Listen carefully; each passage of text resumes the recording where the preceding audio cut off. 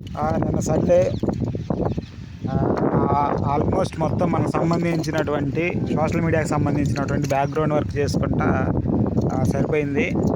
ఇక్కడి నుంచి time waste చేసుకోకుండా చాలా జాగ్రత్తగా వీడియోలు కానీ వర్క్ కానీ చేసుకోవాలి. గడిచిన ఒక 4 రోజుల నుంచి ఏదో ఒక వర్క్ కోసం బయటకు వెళ్ళటం, పని ఆగిపోవటం, ఏదో ఒక వర్క్ కోసం బయటకు వెళ్ళటం, పని ఆగిపోవటం ఇట్లా జరుగుతూ ఉంది.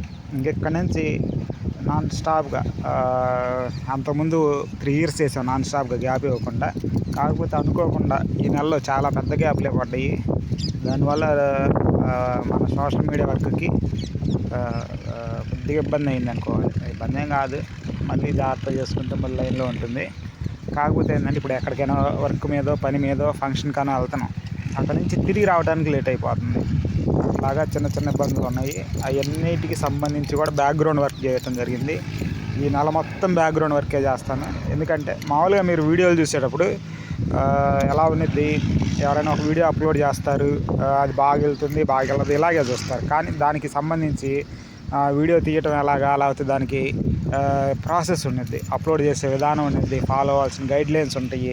అది ఏదైనా కానీ, ఏ మీడియం అయినా కానీ, మీ ఫేస్బుక్ కానీ యూట్యూబ్ కానీ ఏదో ఒకటి, దాని వెనకాల బ్యాక్గ్రౌండ్ వర్క్ అనేది ఒకటి ఉన్నది. దానికి సంబంధించి ఈ నెల మొత్తం బ్యాక్గ్రౌండ్ వర్కే చేస్తున్నాను.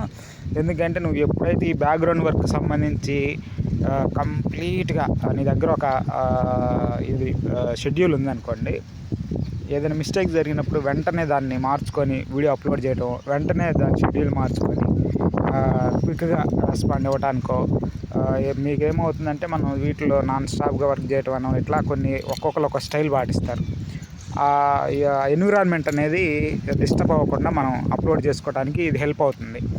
అందుకని ఈరోజు ఈ నెలలో ఎలాగైనా మొత్తం ఏ వీడియో ఎలా ఉంటుంది, మీరు ఏమంటారంటే మామూలుగా ఇలా ఒక వీడియో తీసేసి అప్లోడ్ చేస్తే వెళ్ళిపోతుంది అనుకుంటారు. కాదు, ప్రతి దానికి ఇన్స్టాగ్రామ్ కానీ ఫేస్బుక్ కానీ యూట్యూబ్ కానీ ఏదైనా కానీ ప్రతి దానికి కొన్ని పర్టికులర్ రేషియోస్ ఉంటాయి, పర్టికులర్ టైమింగ్స్ ఉంటాయి.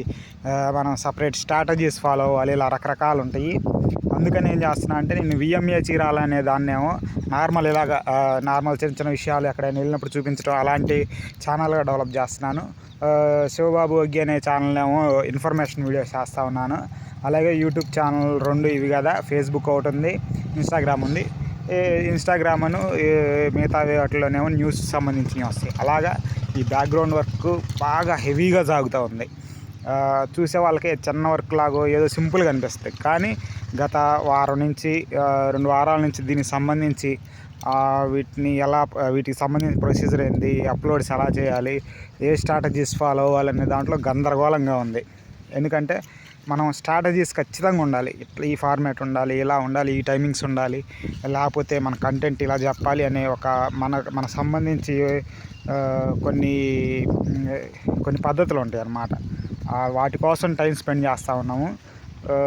ముందు ఖచ్చితంగా దీన్ని ఇంకా ముందుకు తీసుకెళ్ళాలి. కాబట్టి గడిచిన నెల నుంచి కోటప్పకొండ పెళ్ళిళ్ళు సెలవులు తీసుకొని చాలా ఇబ్బందిగా ఉంది. అవన్నీ వదిలేసి రెగ్యులర్ వర్క్లోకి నెక్స్ట్ మంత్ నుంచి వెళ్ళిపోతూ ఉన్నాము. ఈ నెల మొత్తం ఏదో సోగా జరుగుతుంది work. Next international videos, politics, sports రకరకాలు ఉన్నాయి. మన దగ్గర మ్యాటర్ అయితే చాలా పెద్దగా ఉంది. వాటిని మన దగ్గర ఎంత మ్యాటర్ ఉందో దాన్ని ఇప్పుడు ప్రజెంటేషన్ చేయటం అనేది అంత ఇబ్బందిగా ఉంది. అంటే ఈరోజు ఒక షెడ్యూల్ అనుకుంటాం, ఏదో చిన్న పడిపోయి ఆ షెడ్యూల్ మొత్తం పాడైపోయింది. మనం అక్కడ ఆఫ్లైన్లో వర్క్ చేయాలి, అది మిస్ అవ్వకూడదు. ఇట్లా రకరకాలుగా జరుగుతూ ఉంది.